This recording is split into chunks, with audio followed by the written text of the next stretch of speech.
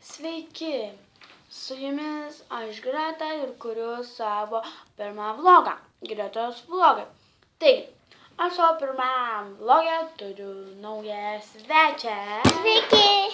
Mano sesė Karolina.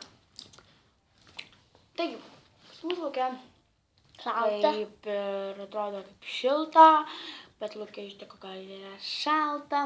Aš nežinau, kaip jūs galvojate? Gali nuskreidinti medžius. Dabar mes kalbėsime tokia tema.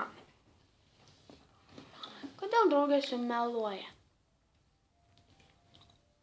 Taigi, aš dabar jums papasakosiu istoriją, kas man nutiko šiandien. Aš parašiau savo draugei Gintarei į telefoną. Parašiau, kad mes susitiktume. Jinai man parašė: negaliu, manęs mama neleidžia.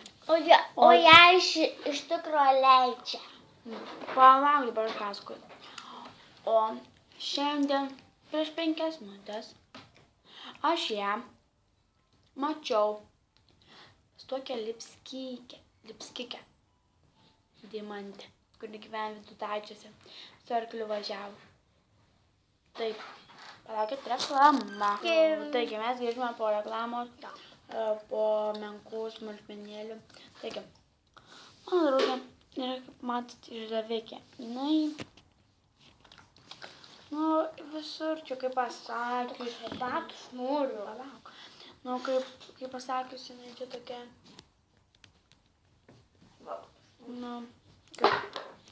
Kuri išduoda savo draugės ir eina pas kitas draugės, kaip vyrai.